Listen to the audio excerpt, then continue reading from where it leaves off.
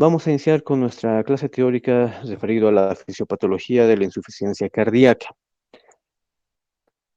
Como siempre, es necesario buscar, indagar y tener en cuenta los conceptos básicos referidos a la patología.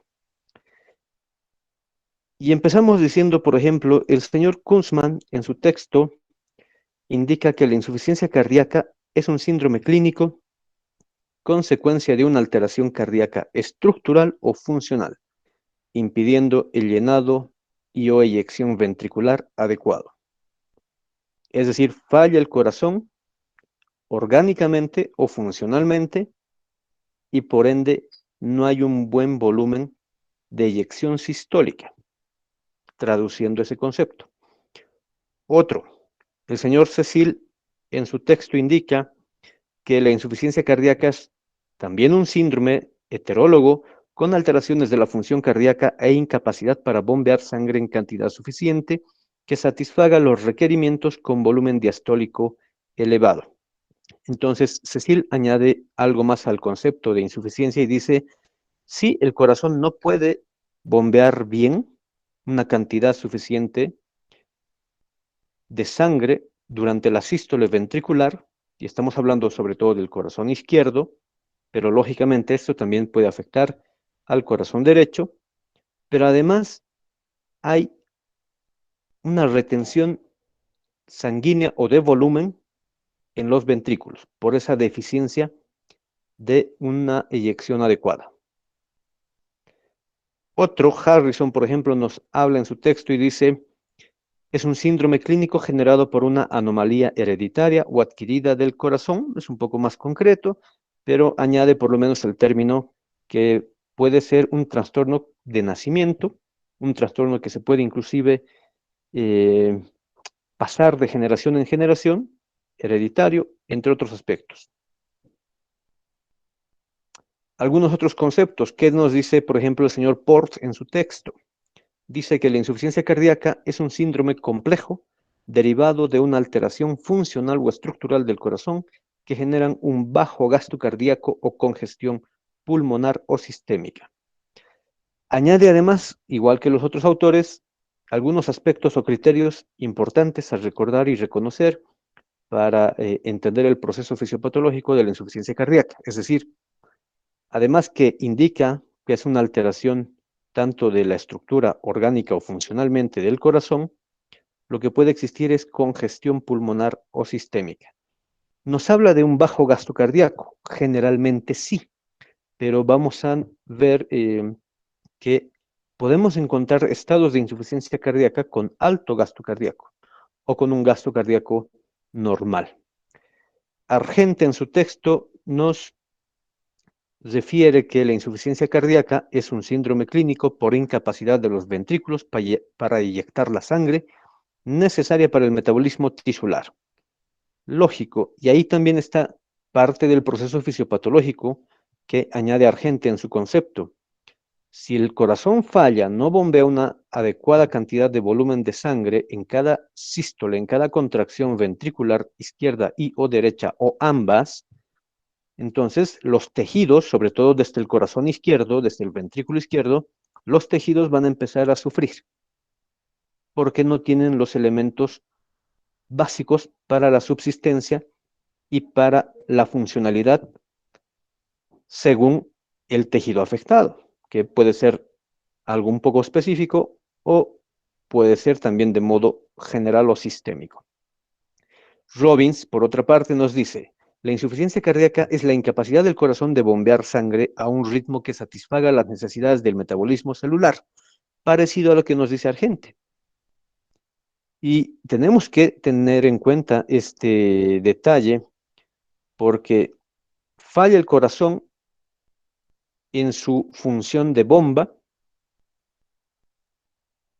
izquierdo o derecho o ambos, repito, y prácticamente todo el organismo puede sufrir. Y de ahí derivan algunas complicaciones y, en parte, lógicamente, varias manifestaciones clínicas. La signosintomatología que acompaña a la insuficiencia cardíaca. Por último, Guyton nos dice en su texto, la insuficiencia cardíaca es el fracaso del corazón para bombear sangre suficiente para satisfacer las necesidades del organismo. Bueno, parecido a los otros dos últimos que nos referían Argente y Robbins.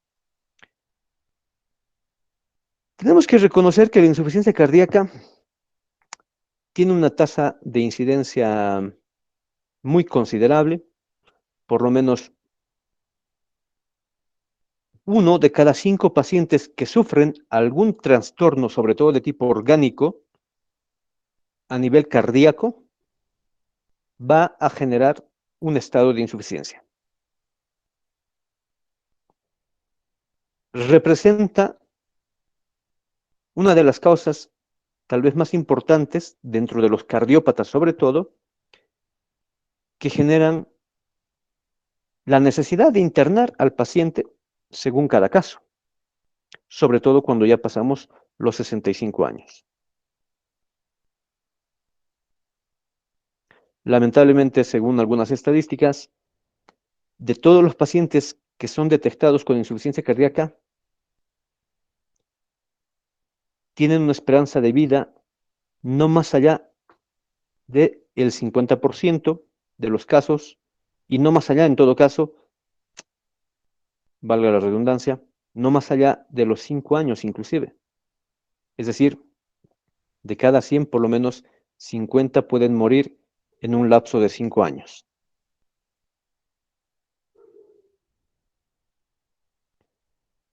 En esos pacientes podemos identificar por lo menos 3 síntomas que son muy evidentes, que nos harían sospechar que nuestro paciente tiene insuficiencia cardíaca, aunque lógicamente haciendo seguimiento de cada caso, vamos a denotar que muchos de ellos generalmente ya tienen una patología orgánica o en algún caso funcional del corazón. ¿Y qué es lo que presentan habitualmente? Disnea, dificultad para respirar, edemas, ¿ya? Y un proceso de adinamia que es generado por el estado de abotagamiento que sufre el paciente, generalmente por estar bastante hinchado y además suele ser un paciente con sobrepeso y una mala nutrición. Porque no olvidemos que dentro de los factores de riesgo para la insuficiencia cardíaca y muchas de las patologías cardiovasculares, hay varios factores de riesgo, modificables y no modificables, presentes en gran parte de la población, como por ejemplo el sedentarismo, como por ejemplo el mal hábito, vamos a decir, de fumar o de consumir bebidas alcohólicas. Factor de riesgo implica además presentar tal vez diabetes, dislipidemias y otros.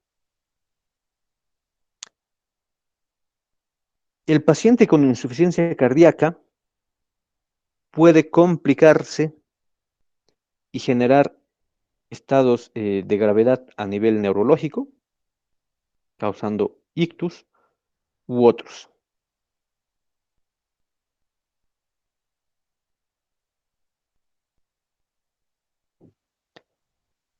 Si tenemos que considerar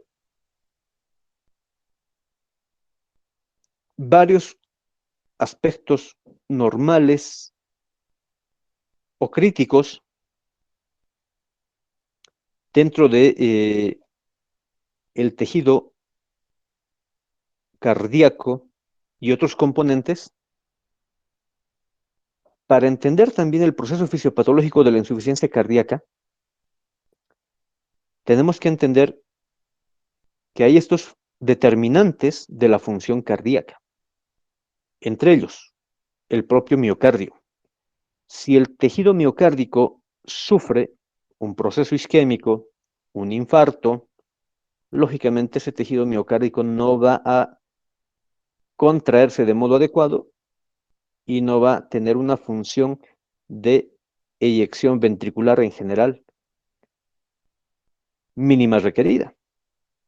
que es más o menos eyectar alrededor de 70 mililitros por cada sístole, por cada contracción. Otro determinante es que el aparato valvular esté íntegro. Si tenemos alteraciones infecciosas, si tenemos alteraciones de endurecimiento, casos de estenosis, casos de insuficiencia valvulares, este paciente a la larga y en un corto tiempo termina insuficiente. Si el sistema cardionector, nódulo sinusal, nódulo atrioventricular, fascículo u otro, tiene alguna deficiencia, eso conlleva generalmente a padecer arritmias. Y si el paciente tiene una arritmia, pues lógicamente no se tendrá un volumen de eyección adecuado. Que además las arterias coronarias, el flujo coronario sea adecuado, que está directamente relacionado con el tejido miocárdico, y a ello le sumemos que tengamos un volumen sanguíneo también adecuado. Porque pacientes con, por ejemplo, anemia severa, grave o crónica, pacientes con el otro extremo, con eritrocitosis patológica, poliglobulia, policitemia, que serían básicamente lo mismo, hacen que este corazón sufra. Pero la patología no se instaura en el momento, sino requiere un tiempo de evolución. Por ende, el estado de insuficiencia cardíaca es considerado y debería estar dentro de los conceptos un proceso fisiopatológico crónico. El espacio externo para el corazón también es muy importante porque si el corazón, básicamente los ventrículos, no tienen un buen espacio, hablando del pericardio, el espacio pericárdico, para poder generar la diástole y, lógicamente, la sístole, pues esto hace que este corazón funcione de un modo inadecuado. Es menos frecuente, pero pueden existir lesiones tumorales mediastínicas, alteraciones del propio pericardio, que terminan comprimiendo y limitando el espacio funcional que requiere los ventrículos, lo que a la larga, repito, terminaría generando el estado de insuficiencia cardíaca. Los factores de riesgo, ya decíamos, actualmente se hablan de los factores de riesgo clásicos y los que están emergentes. Los clásicos, ya decíamos hace un momento, no modificables, modificables, edad, sexo, historia familiar, raza. En cambio, los modificables, aquellos que sí se pueden controlar o en algún caso se pueden evitar de ser necesario, como la hipertensión, la obesidad, tabaquismo, sedentarismo, las dislipidemias, diabetes, aunque no es curable, pero por lo menos se puede controlar, la falla renal y otros trastornos respiratorios que indirectamente van a afectar al corazón. En el caso de pacientes renales, lógicamente, estos pacientes empiezan a retener líquido, que a la larga, quien sufre por esta retención de líquido a causa de una falla renal es el propio corazón y termina siendo insuficiente. Entre los factores de riesgo que hoy por hoy están emergiendo están alteraciones como la hiperhomocisteinemia, el fibrinógeno, la proteína C reactiva, la lipoproteína A y otras infecciones inusuales. Rapidito vamos a revisar aspectos funcionales que de seguro los recuerdan. Tenemos que el corazón genera un gasto cardíaco derivado de una frecuencia cardíaca y un volumen sistólico. Es decir, si tenemos una frecuencia cardíaca de alrededor de 80 latidos minuto, con un volumen sistólico, es decir, por cada contracción, se eyectan alrededor de 70 mililitros, tenemos un promedio de 5,6 litros de gasto cardíaco, o si quieren 5.600 mililitros. Esto depende de varios otros factores, ¿como cuáles? El volumen sistólico depende de una precarga, que es justamente el retorno venoso, cuánta sangre desde el sistema venoso de la circulación general derivada de los grandes vasos como la vena cava superior y la vena cava inferior, retornan hacia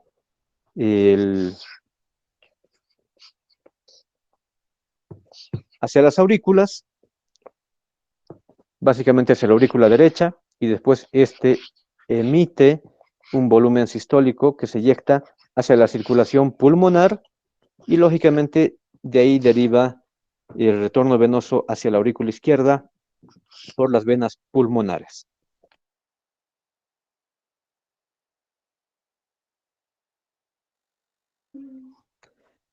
El mismo volumen sistólico depende de la poscarga, es decir, cuánto mi ventrículo, derecho o izquierdo, cuánto mi ventrículo eyecta en cada contracción, en cada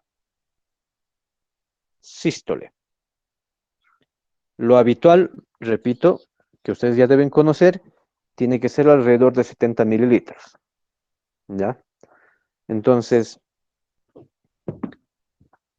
esa cantidad es mínima requerida para tener un buen volumen efectivo circulante. Y este volumen sistólico depende de la contractilidad del propio corazón. Y eso implica que el corazón tenga una contracción adecuada. Tengo un proceso de relajación en diástole y tengo un proceso de acortamiento adecuado mínimo para poder eyectar esos 70 mililitros y tener una frecuencia de 80 latidos minuto. Y así en promedio tener el gasto cardíaco de 5,6 litros. Entonces se habla del llamado inotropismo miocárdico, que no es otra cosa que la fuerza de contracción que genera la masa muscular miocárdica en cada sístole. Y habitualmente puede ser dependiente de la actividad simpática, de la actividad de las catecolaminas, adrenalina, noradrenalina, y de otros inotrópicos externos que inclusive nosotros podemos adicionar en caso necesario. Y es estimulado generalmente por un estado de depresión fisiológica del corazón. El corazón entonces, para que haya un buen gasto cardíaco y en fin de cuentas tengamos un buen volumen de eyección sistólica de cada ventrículo,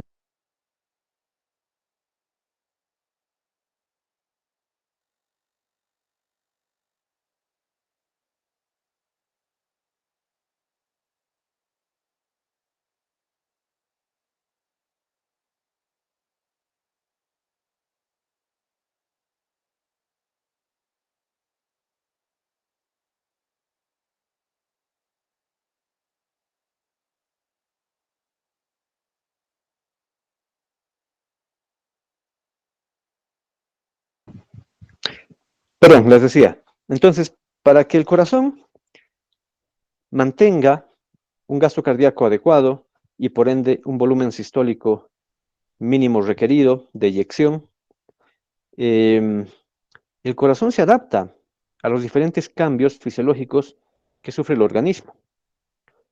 Si tuviéramos, por ejemplo, un proceso hemorrágico y perdemos volumen, se van a activar varios mecanismos derivados desde los vasoreceptores, derivados desde los quimiorreceptores, que estimulan diferentes mecanismos compensatorios o regulatorios con efecto de retroalimentación positiva para mejorar el gasto cardíaco, para mejorar el volumen de eyección sistólica y por ende tener un volumen efectivo circulante adecuado. ¿Cómo qué mecanismos se activan? Hay mecanismos de adaptación o de regulación, en este caso sobre todo de la presión arterial, por un lado, que son los de baja presión y los de alta presión. Se activan cuando lógicamente hay baja presión y se activan cuando hay alta presión arterial sobre todo. Hablamos, por ejemplo, del sistema renina-angiotensina-aldosterona, que va a permitir a nivel renal reabsorber mayor cantidad de sodio y agua, coadyuvados además por la hormona vasopresina o antidiurética. Pero cuando tenemos un excedente de volumen, sobre todo, y estamos en un estado hipertensivo, pues se liberarán agentes vasodilatadores sistémicos como prostaglandinas, como la I2, la E2 o los péptidos natriuréticos, el péptido natriurético cerebral y el auricular. Asimismo, cuando hay disminución, sobre todo de gases como el oxígeno o elevación del dióxido de carbono, hay una respuesta vegetativa de tipo simpática o parasimpática, dependiendo, para poder mejorar la actividad del corazón y que lógicamente se bombee de modo adecuado hacia la circulación pulmonar y se elimine el dióxido de carbono o se trate de absorber mayor cantidad de oxígeno cuando así se requiera. Entonces se estimula al tejido miocárdico mediante diferentes compuestos. Podrían ser catecolaminas, podrían ser acetilcolina u otros.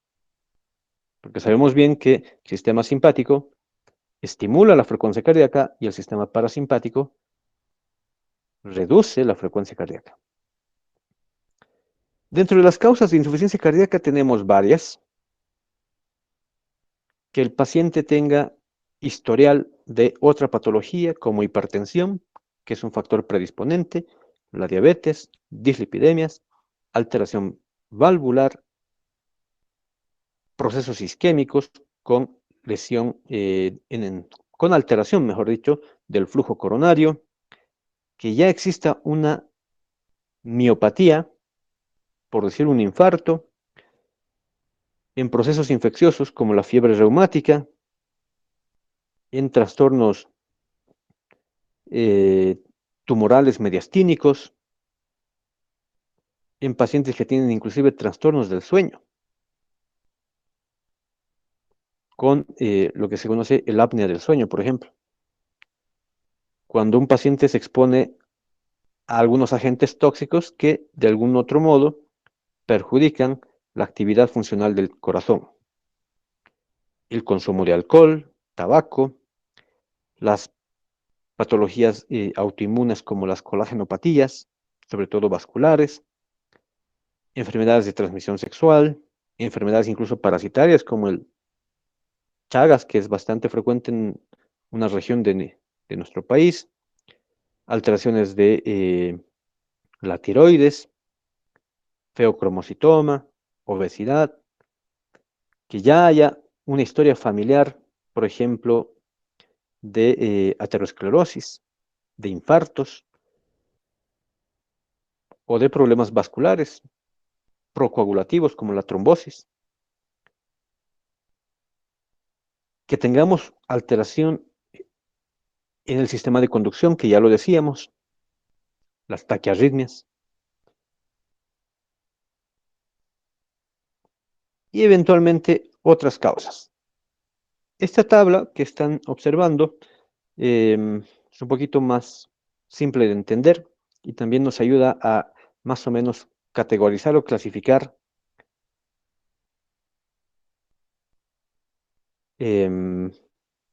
a la insuficiencia cardíaca. Por ejemplo, tenemos insuficiencia cardíaca donde realmente existe alteración de la contracción por enfermedad coronaria, por miocardiopatías o en algún caso déficit proteico vitamínico. Tenemos insuficiencia cardíaca solamente por alteración de la precarga, es decir, no hay un buen retorno venoso, sistémico o desde la circulación pulmonar. ¿Ya? Y en ese caso tenemos que hablar cuando hay aumento de la precarga y cuando hay disminución de la precarga. Entonces, cuando hay aumento de la precarga, sobre todo en estados de insuficiencia aórtica, insuficiencia mitral, los cortocircuitos intracardíacos, es decir, cuando existen comunicaciones interventriculares o interauriculares, o cuando tenemos persistencia del conducto arterioso, entre otros.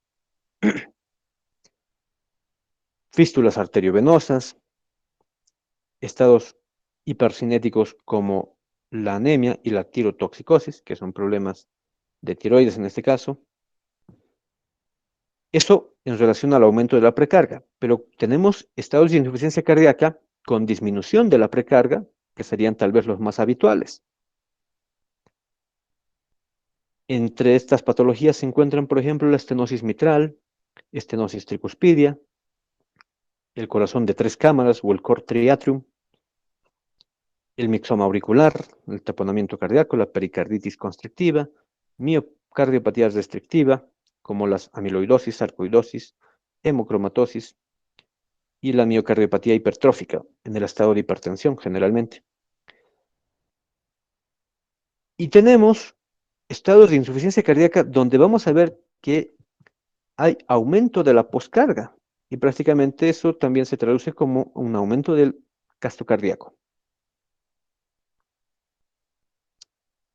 En la hipertensión, en la estenosis aórtica, en la hipertensión pulmonar, en la estenosis pulmonar, en la coartación de aorta. Y cuando tenemos alteraciones del ritmo o de la frecuencia cardíaca, taquiarritmias, bradiarritmias, que sean de gravedad. Entonces, todas estas patologías hacen que se altere uno de los determinantes de la funcionalidad cardíaca. Y por ende, en fin de cuentas, el efecto de bomba que requiere el organismo para poder suministrar oxígeno y otros nutrientes a todos los tejidos, pues generalmente queda bajo o disminuido. Entonces, tenemos situaciones en las que hay sobrecarga de presión, hay aumento de la poscarga, generalmente estados hipertensivos, o sobrecarga de volumen, ¿ya? Cuando hay aumento de la precarga, sobre todo trastornos renales y algunos hepáticos, la propia insuficiencia cardíaca genera un estado de precarga aumentado o sobrecarga de volumen, ¿ya? Y el daño primario del corazón, es decir, que la fuerza de contracción, el inotropismo, esté muy bajo, malo o en algún caso ausente. Bueno, y lógicamente los que generan defectos que ya decíamos, ¿no? De nacimiento, comunicaciones interventriculares, interauriculares, todos ellos ¿a qué llevan? A que la bomba cardíaca sea insuficiente. Y habitualmente, la mayoría, ya hemos visto que no todos, habitualmente el gasto cardíaco es bajo. Si el gasto cardíaco es bajo, lógicamente los tejidos empiezan a recibir menor cantidad de oxígeno y nutrientes. Y tenemos tejidos que son bastante importantes o vitales. Tejido neuronal, encéfalo, que si no tiene una buena cantidad de oxígeno, si no tiene una buena cantidad de nutrientes, pues no va a trabajar del modo adecuado. Y el encéfalo, pues, comanda todo lo demás. Esta disminución del gasto cardíaco, generalmente, conlleva a que se activen respuestas de tipo vegetativas y de tipo volumétricas, es decir, cambios en la hemodinamia.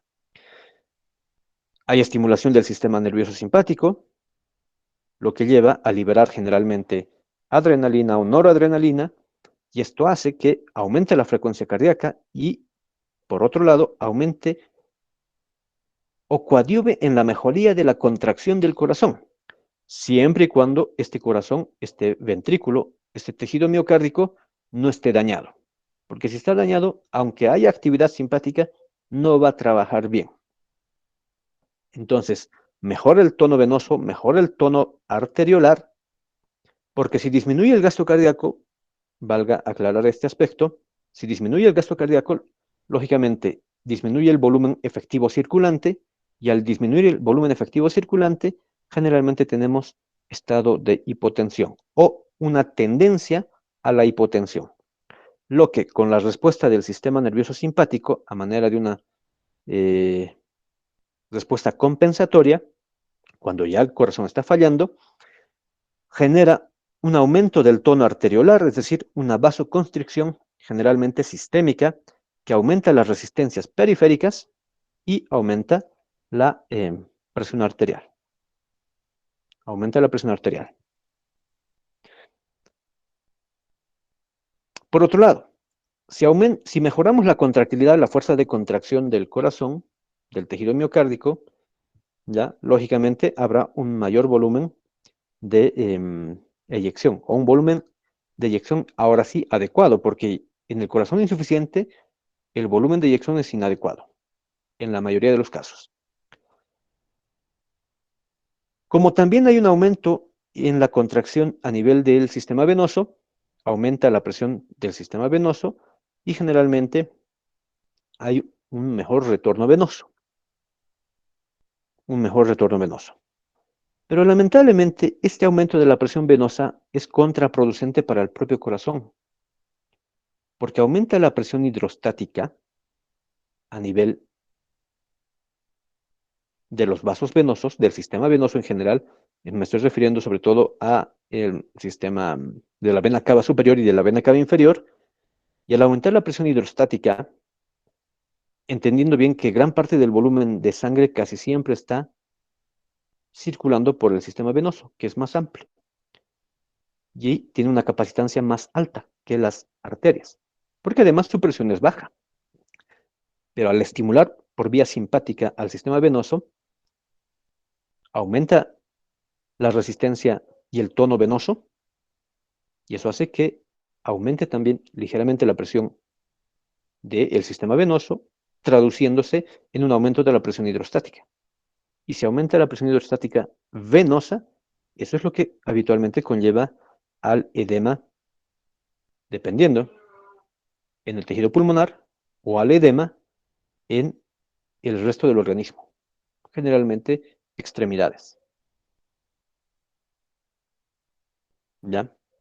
Lo que posteriormente se va a traducir en un estado de congestión sistémica o congestión pulmonar. Por otro lado, el gasto cardíaco disminuido hace que haya una redistribución del flujo sanguíneo. ¿Ya?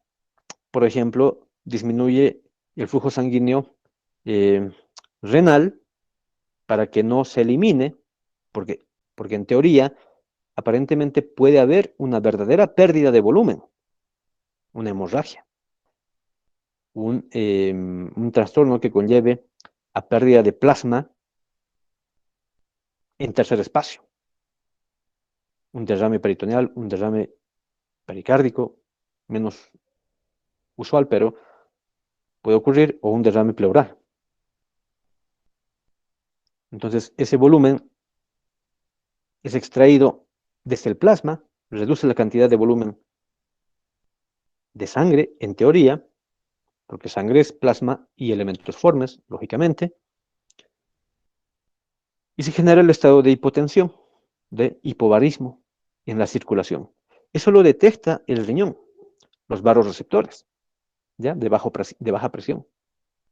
Entonces, para que no haya pérdida de más líquido, de más plasma, reduce el flujo renal, ¿ya? Y por ende, el filtrado glomerular también es bajo. También es bajo. Y este hipobarismo a nivel del flujo sanguíneo renal, es decir, una presión baja, detectada por los vasoreceptores y osmoreceptores a nivel de los vasos renales, genera esta respuesta hormonal.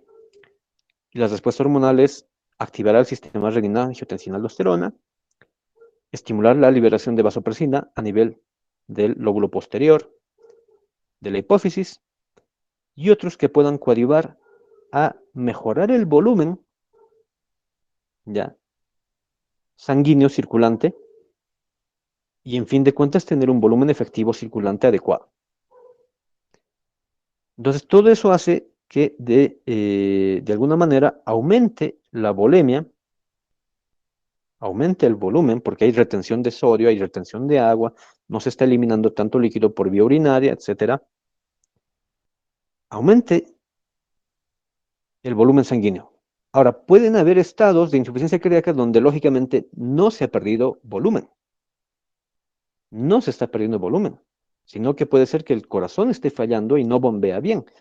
Pero el organismo lo entiende como si faltara volumen.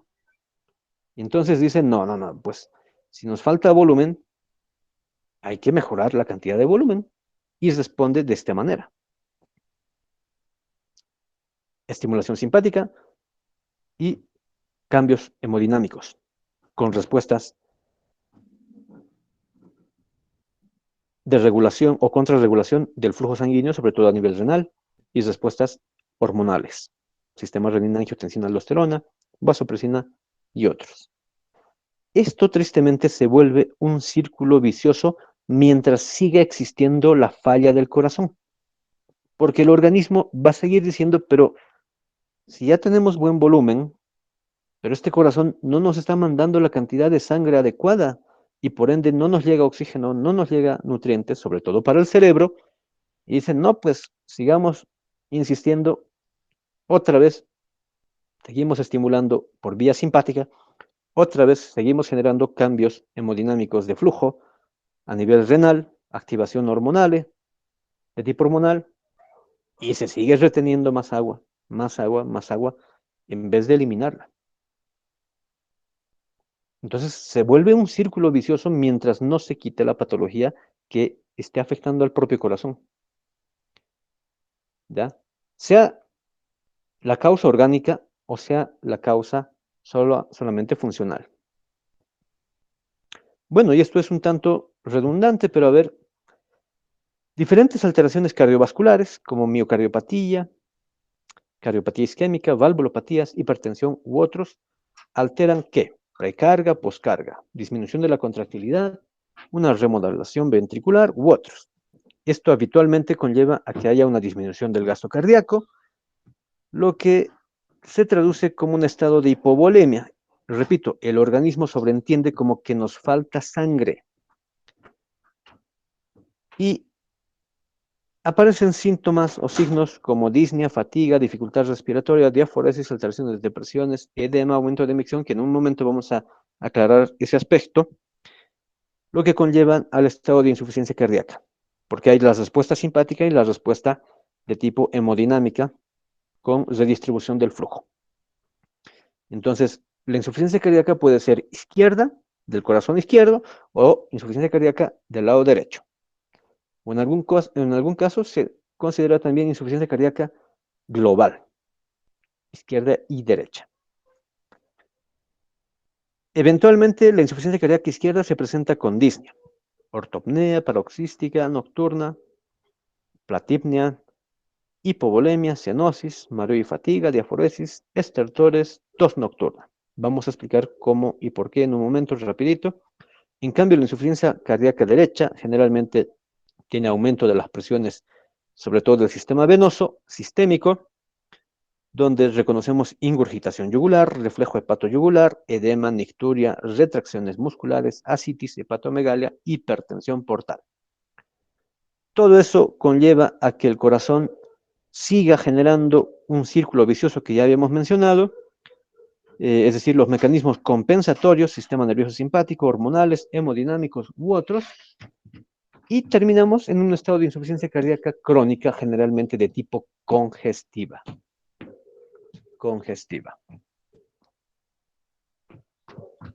Un poco también para seguir,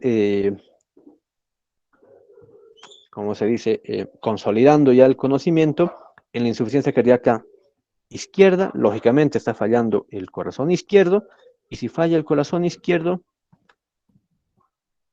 genera eventualmente estas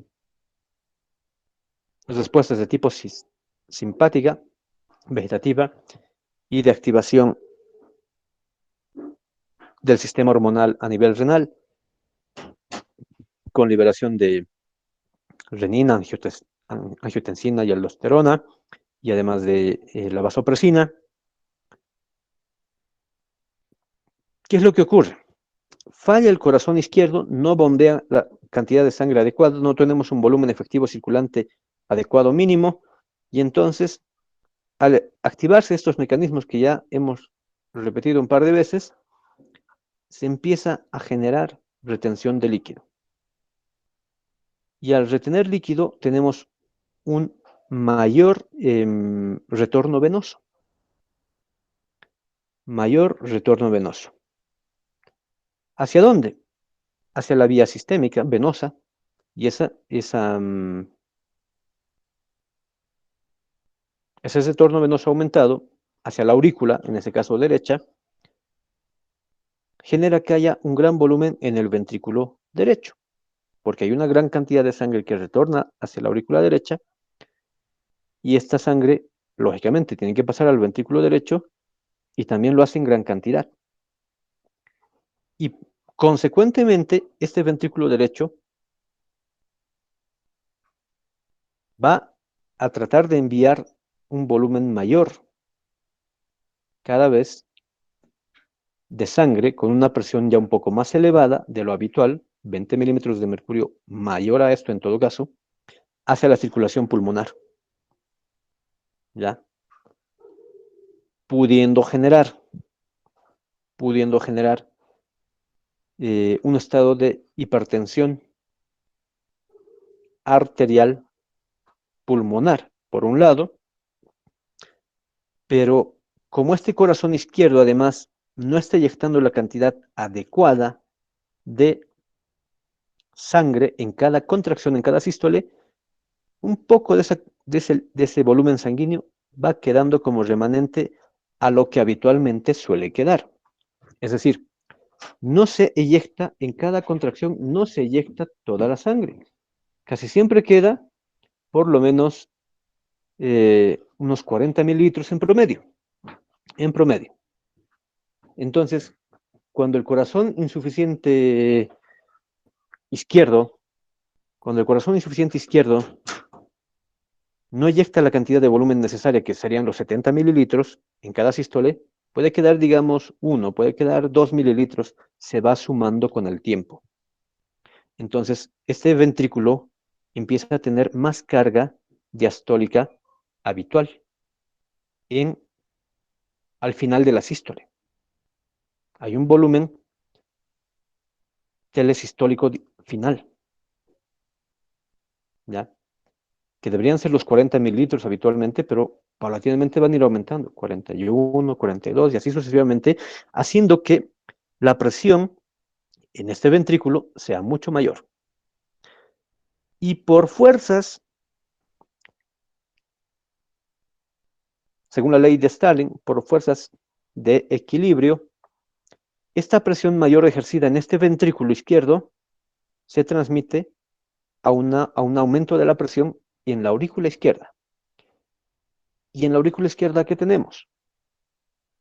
La desembocadura de las venas pulmonares, la desembocadura de otras pequeñas venas, además. Entonces, aumenta la presión de la aurícula izquierda y de modo retrógrado va aumentando la presión también del sistema venoso pulmonar.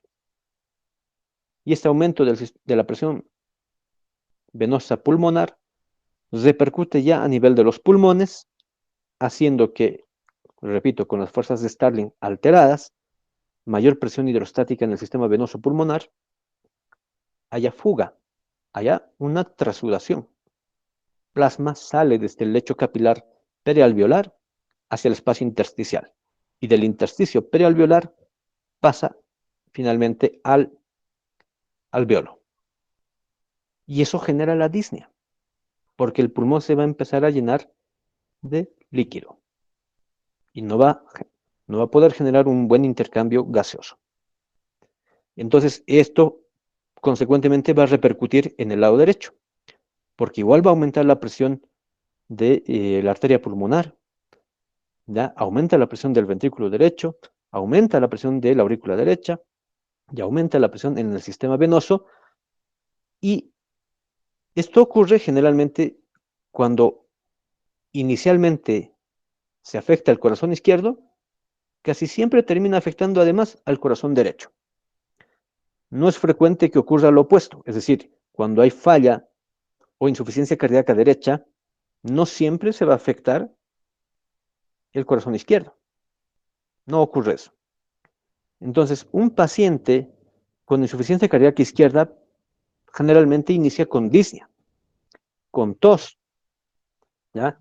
Con ortopnea, lo que hace un rato veíamos. Enseguida también vamos a puntualizar esto con otra diapositiva. Pero puede terminar después con el tiempo, cuando ya se está cronificando el caso, con ingurgitación yugular, con ascitis, con edema de miembros inferiores, con un estado congestivo a nivel hepático, y etcétera, hipertensión portal. Y eso ya también es otro proceso fisiopatológico a considerar.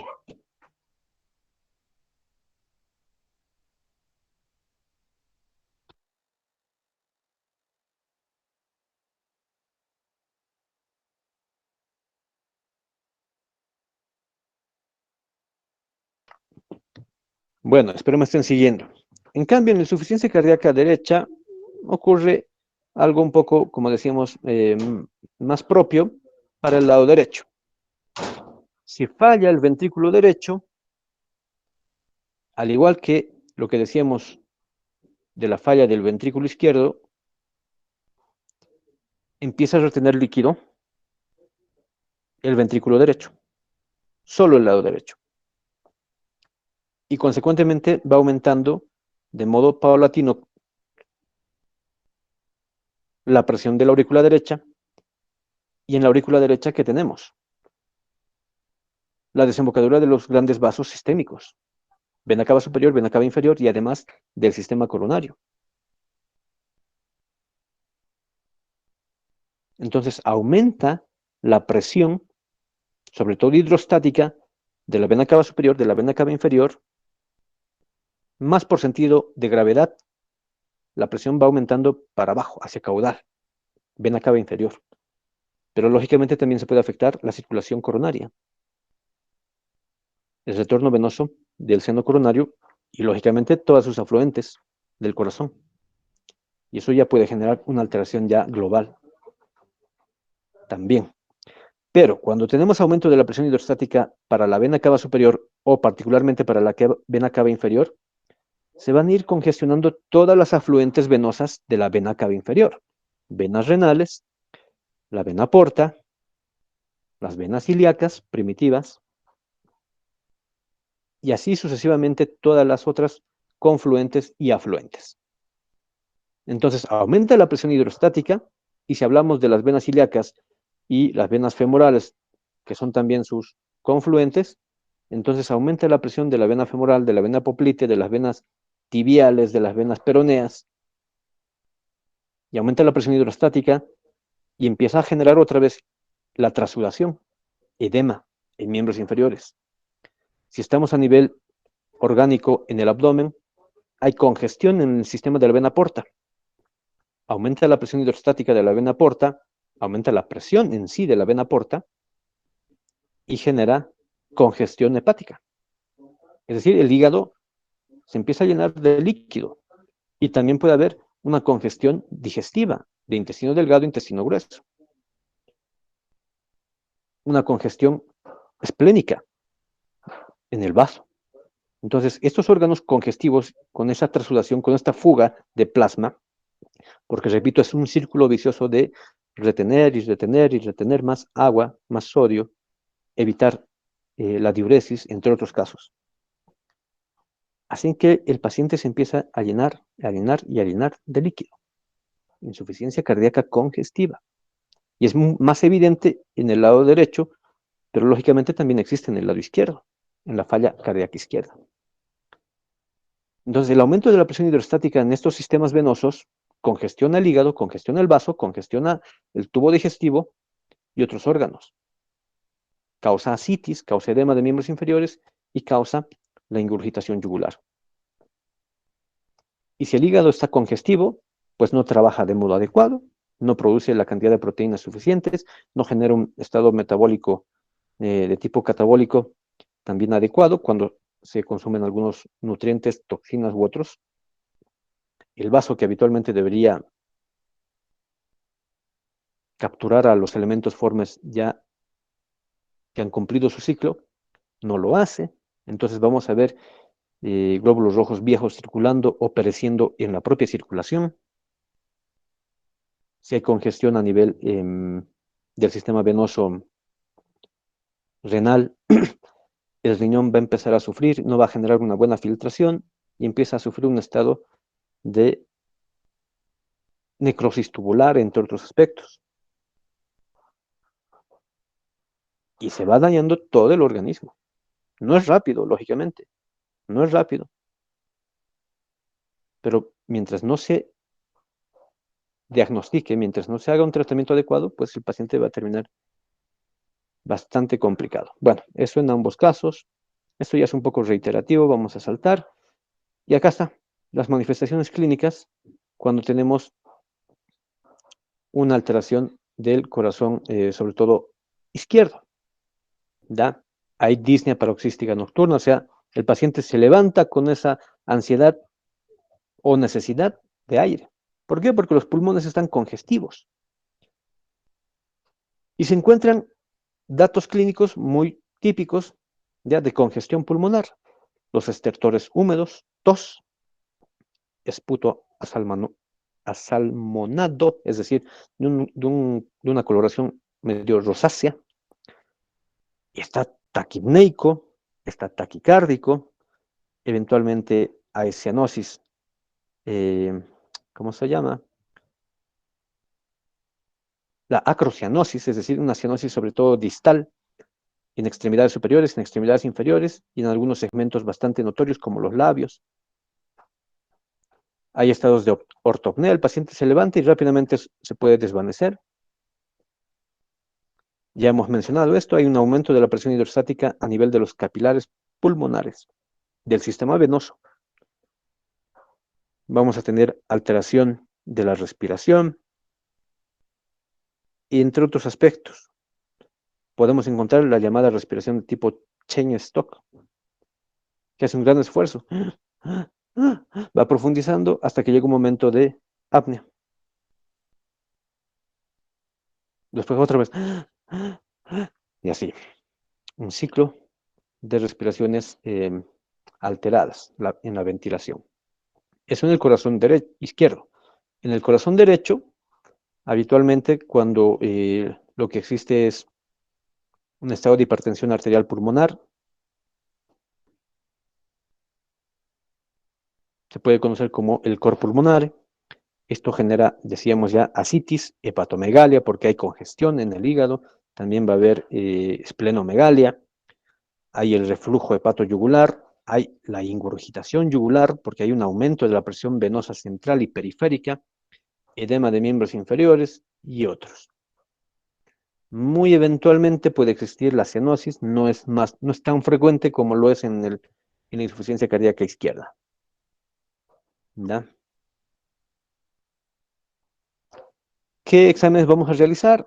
Básicamente hay que hacer estudios de alteración del miocardio con los marcadores de daño miocárdico, creatinfosfoquinasa, las lipoproteínas de alta densidad y las de baja densidad, las transaminasas, la creatinsinasa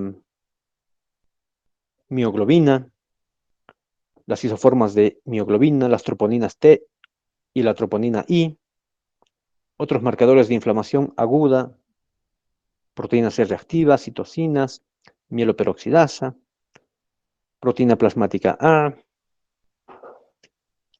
Estos otros son datos importantes, marcadores de anormalidades hemodinámicas, sobre todo cuando estamos en estados ya de congestión, básicamente para insuficiencia cardíaca derecha, pero ya hemos dicho, la insuficiencia cardíaca izquierda casi siempre conlleva a una insuficiencia cardíaca derecha, es decir, a una insuficiencia global.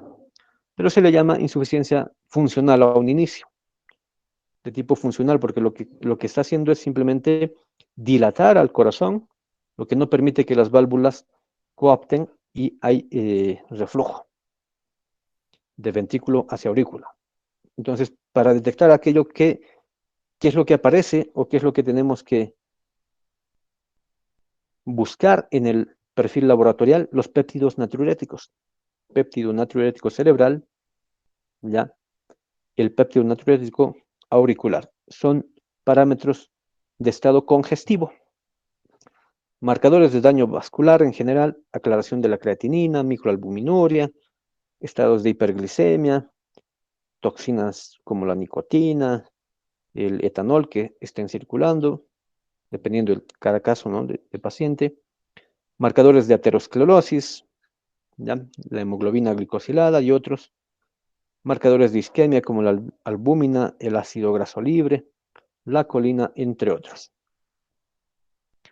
Lógicamente, si buscamos cambios electrocardiográficos, veremos si nuestro paciente está en un estado de isquemia o lesión o necrosis, si ha sufrido un infarto.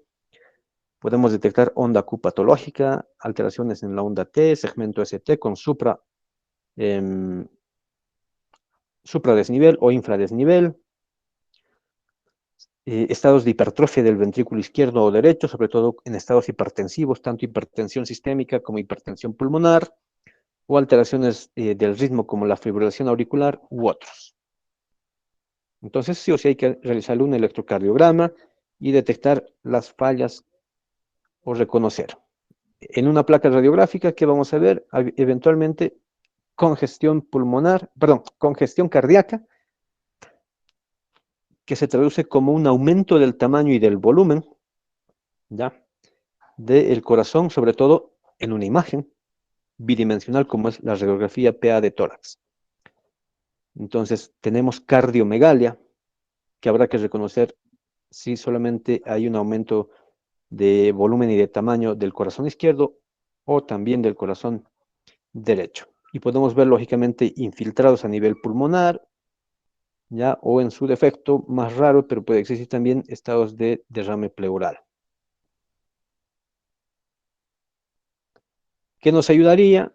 Un ecocardiograma, para ver no solamente la anatomía, sino el estado funcional de este corazón, de los ventrículos, porque nos está valorando la anatomía y la fisiología. ¿Cuánto volumen de sangre está inyectando cada ventrículo?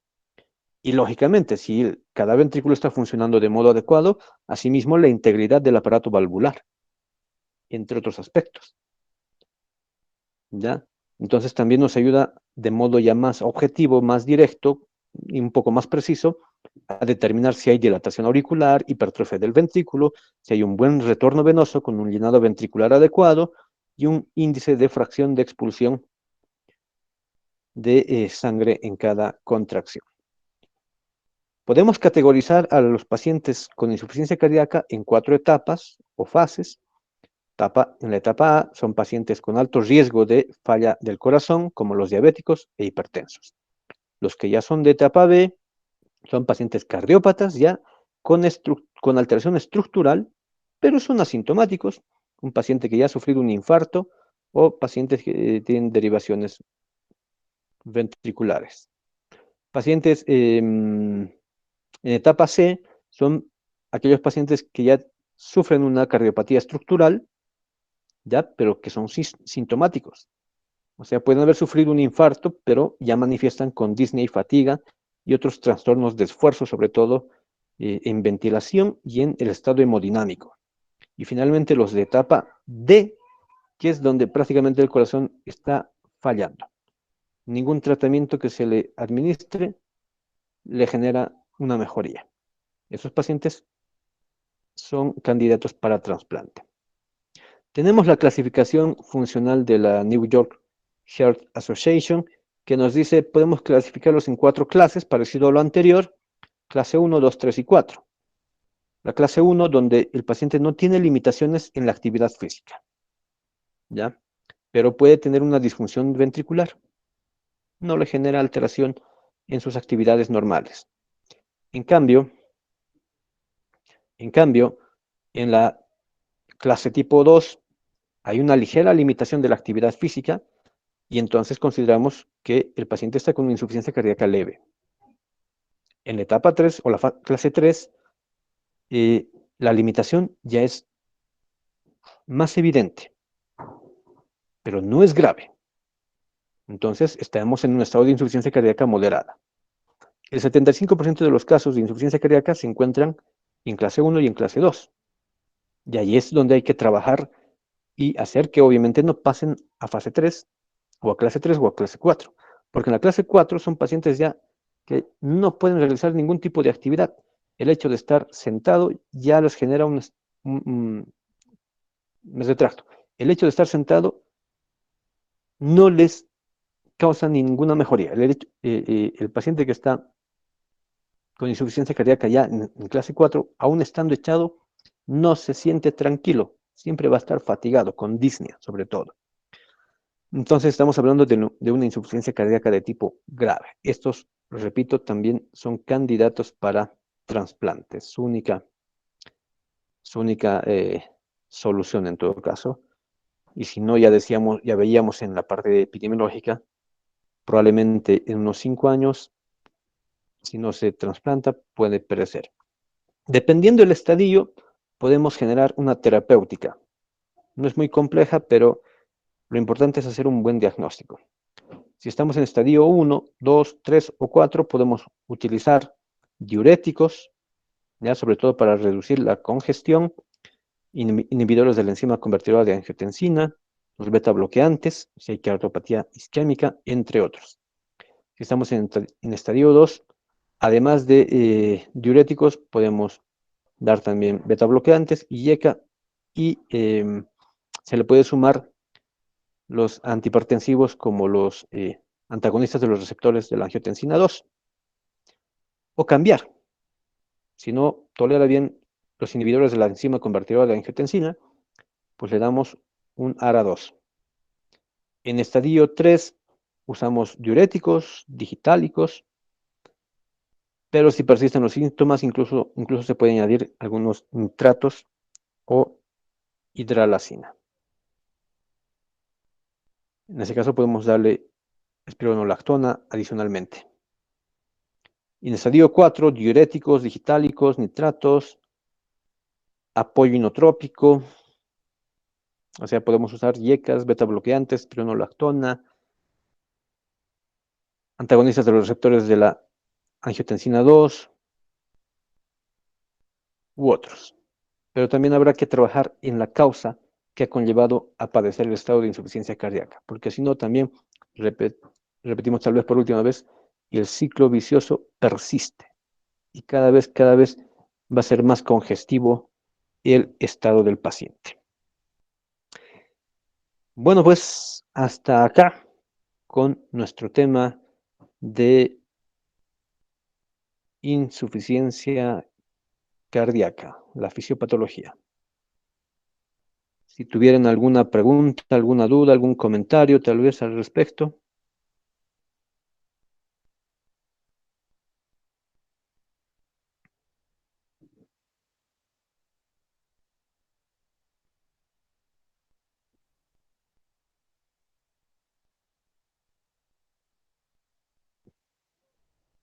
No. Bueno, de antemano agradezco el tiempo que me brindaron, ya que también nos extendimos un poco más allá de nuestro horario correspondiente. Mil disculpas, pero era necesario para concluir la clase y como la tenemos ya grabada en el ordenador, pues vamos a poder compartirles la grabación en la plataforma. Bueno, conmigo será entonces hasta otra oportunidad, señoritas jóvenes. Muchísimas gracias y que tengan un buen resto de fin de semana. Hasta luego. Chao, chao. Hasta luego, doctor.